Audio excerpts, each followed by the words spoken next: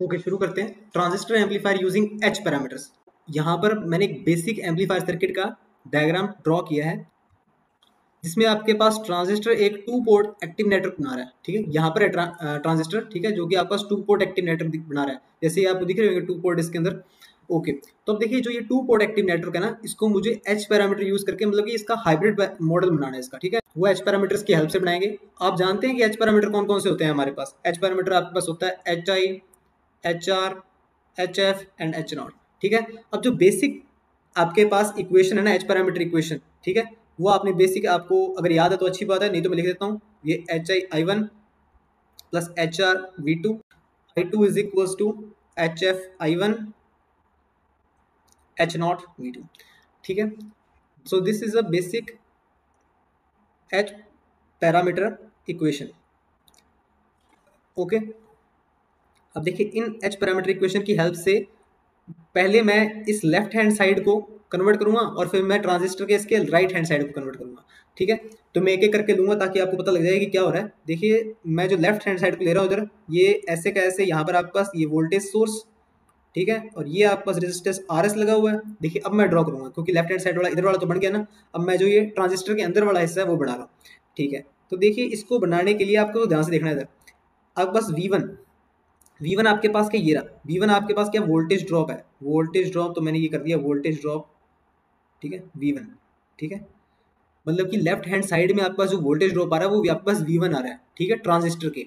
ठीक है, आपके पास क्या है, एच आई आई वन। आपको याद हो कि आपके पास एच आई क्या था, एच आई आपके पास इनपुट इम्पीडेंस था, इनपुट इम्पीडेंस। यहाँ पर मेरे पास पहली टर्म आती है H I I one, H I I one, और इधर है वोल्टेज। तो मतलब कि ये क्या, वोल्टेज ड्रॉप है। मतलब कि एच आई जो आपके पास रजिस्टर है उसमें से जब आई वन करंट फ्लो करता है तो एच आई आई वन आपके पास क्या होता है, वोल्टेज ड्रॉप आता है। तो एच आई और ये आई वन करंट फ्लो कर रहा है। ठीक है, ये पहला पॉइंट समझ में आ गया। नेक्स्ट इसके अंदर क्या है, एच आर वी टू। अब देखिए एच आर आपके पास क्या, रिवर्स वोल्टेज गेन है, रिवर्स वोल्टेज गेन। देखिए आपके पास यहाँ पर आपके पास क्या है, एक वोल्टेज सोर्स है आपके पास इधर। ठीक है, एक आउटपुट वोल्टेज कहा जाता है, इसमें मैं ड्रॉ कर दूं फिर बताता हूँ आपको मैं।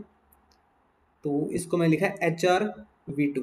ठीक है, ओके। अब देखिए एच आर वी टू है क्या आपके पास। ठीक है, एच आर वी टू आपके पास देखिए, एच आर वी टू आप जैसे देख सकते हैं कि सीरीज में कनेक्टेड है, और एच आई भी आपके पास, जो एच आई आई वन जो जा रहा है आपके पास, ये भी सीरीज में कनेक्टेड है। अब देखिए जो आपके पास ये एच आर वी टू है, ये रिवर्स वोल्टेज गेन का काम कर रहा है। तो एच आर वी टू आपके पास रिवर्स वोल्टेज गेन का काम कर रहा है। इसका मतलब क्या होता है, ठीक है, इसका मतलब ये है कि आपके पास जो आउटपुट वोल्टेज है ना, इसको मैं आउटपुट वोल्टेज कहूंगा। जो ये आउटपुट वोल्टेज है ना, जो ये अप्लाइड आउटपुट वोल्टेज है, इसकी वजह से जो ये अप्लाइड आउटपुट वोल्टेज है ना, इसकी वजह से आपके पास इनपुट वोल्टेज अपीयर हो रही है। ठीक है, इसकी वजह से ये अपीयर हो रही है। इसके दोनों के सम के बराबर ये है ना, तो इसको तो हमने डिस्कस कर लिया। अब इसकी वजह से ये अपीयर हो रहा है। ठीक है, तो एच आर वी टू की वजह से V1 अपीयर हो रहा है, मतलब कि आउटपुट अप्लाइड वोल्टेज से आपके पास क्या, इनपुट वोल्टेज अपीयर हो रही है। तो एक तरह का ये फीडबैक की तरह काम कर रहा है। ठीक है, here it is work as feedback.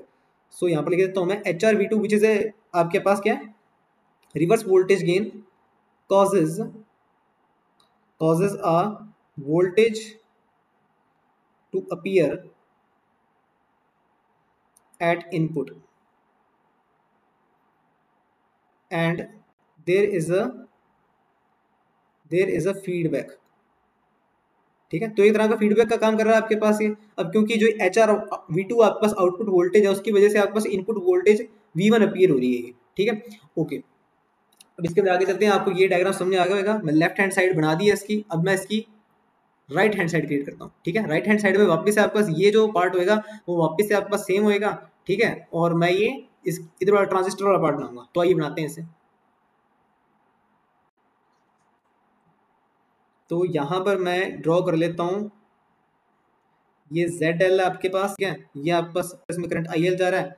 ठीक है, ये I2 है। अब देखिए यहाँ से देख के आप ऐसे कह सकते हैं वैसे तो, कि आपके पास जो I2 है वो is equal to minus IL है। ठीक है, ये तो आपको दिख ही रहा है ना इधर। ओके, देखिए जो बेसिक एच पैरामीटर की इक्वेशन थी, उसके अंदर जो आपके पास दूसरी इक्वेशन थी वो मैंने लिखी थी I2 is equal to HF I1 plus H not V2।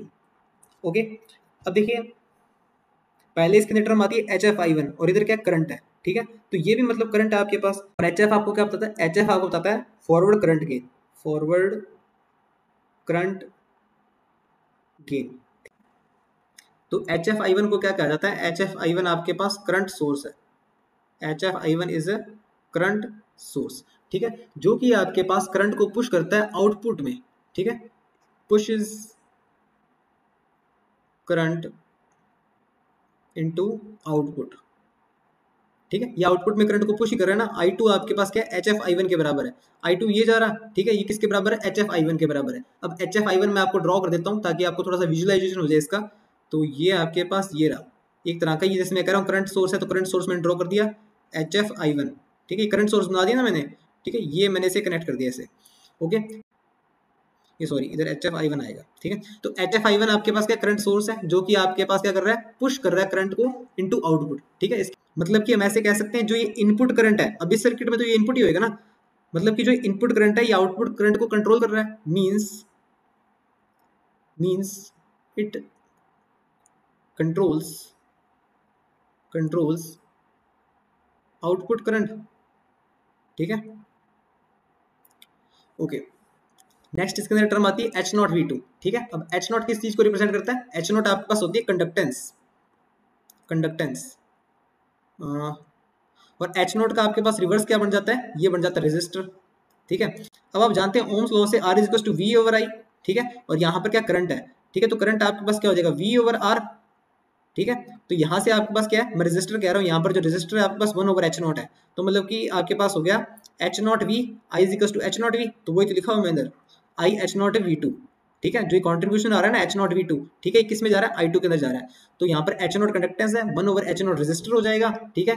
So here H0V2 models as output current, ठीक है। आउटपुट ये आपके पास कैसे कनेक्टेड है, ये आपके पास मैंने ये कनेक्ट कर दिया, ठीक है, H0, ठीक है। तो I2 आ रहा है, I2 आपके पास दो हिस्सों में डिवाइड हो गया, ठीक है, दो हिस्सों में डिवाइड हो गया, एक तो HF और एक H0V2, ठीक है। यहाँ पर आपके पास जो वोल्टेज ड्रॉप है वो आपके पास क्या है, V2 है आपके पास, ये वोल्टेज ड्रॉप यहाँ पर आपके पास कितना आता है, ये V2 है इसके क्रॉस, समझ में आ गई बात। तो इन दोनों सर्किट्स को मैं कंबाइन कर रहा हूँ, ओके, तो दोनों सर्किट्स को कंबाइन करके मैंने यहाँ पर ड्रॉ कर दिया है। देखिए वापस से रिकैपिटुलेट कर ले, तो वापस से इसे रिकैपिटुलेट कर लेते हैं। जैसे वोल्टेज V1 आपके पास इस तरफ लगा हुआ है, तो वोल्टेज V1 का आपके पास ड्रॉप कहाँ देखने को मिल रहा है, HI इधर जा रहा है और ये I1 करंट आपके पास इधर जा रहा है, तो HI आप जानते हैं ना, HI आपके पास क्या था, इनपुट इंपीडेंस था, इनपुट इंपीडेंस, ठीक है। तो इनपुट इंपीडेंस में आपके पास क्या एक रेजिस्टर का तरह काम कर रहा था HI, और उसमें से I1 करंट फ्लो करता है, तो आपके पास वोल्टेज ड्रॉप हो जाता है, ठीक है, जो कि V1 में कंट्रीब्यूशन देता है। नेक्स्ट हम इसके अंदर आगे सीरीज में चलते हैं, तो HRV2 मिलता है, जो कि आपके पास वोल्टेज सोर्स है, हालांकि ये आउटपुट में लगा हुआ है, ठीक है, ये आउटपुट वोल्टेज एज आपके पास जो इनपुट वोल्टेज है उसको सपोर्ट कर रहा है, ठीक है, उसको कंट्रीब्यूट कर रहा है, ठीक है। तो जैसे कि आप देख रहे हो कि HRV2 आपके पास V1 को सपोर्ट कर रहा है, ठीक है, तो इसको एक तरह का फीडबैक वोल्टेज भी कहा जाता है, ठीक है। ऐसे ही मैंने ये सर्किट ड्रॉ कर दिया आपके पास लेफ्ट हैंड साइड वाला ट्रांजिस्टर का। अब देखते हैं आपके पास राइट हैंड साइड आपके पास क्या है, ये लोड रेजिस्टेंस लगा हुआ है। लोड रेजिस्टेंस में आपके पास IL करंट ऐसे फ्लो कर रहा है, और सर्किट में आपके पास देखने के लिए I2 इसके रिवर्स है, तो अपने इसको ऐसे लिख सकते हैं I2 is equal to minus IL, क्योंकि बात तो एक ही है ना, ठीक है। अब मैं इसका जो नेक्स्ट इक्वेशन के हिसाब से इसका डायग्राम बनाता हूँ। देखिए I2 is equal to HF, यहाँ पर करंट है तो ये भी करंट ही होगा, तो आपके पास HF आपके पास एक करंट सोर्स है, ये देखा जाए तो आपके पास इनपुट में लगा हुआ है। अगर सिर्फ मैं इस सर्किट को देखूँ, ठीक है, अगर इस सर्किट के देखूं तो ये आपके पास इनपुट में लगा हुआ है, तो जो इनपुट आपके पास करंट सोर्स है वो आपके पास आउटपुट करंट को सपोर्ट कर रहा है, ठीक है, तो ऐसा कहा जाता है इसको। तो HF आपके पास यहाँ पर क्या एक करंट सोर्स है, जो कि आपके पास करंट को पुश करता है, ठीक है, आउटपुट में, ठीक है, मतलब कि इनपुट करंट आपके पास आउटपुट करंट को कंट्रोल कर रहा है हिसाब से। और नेक्स्ट आपके पास क्या H0V2 आपके पास कंडक्टर्स का काम करता है, और जब V2 से मल्टीप्लाई हो जाएगा वापस से करंट को शो करेगा, ठीक है। तो ये था इक्विवेलेंट सर्किट, ठीक है, कैसे हम ट्रांजिस्टर को एक तरह का यूजिंग H पैरामीटर यूज कर सकते हैं।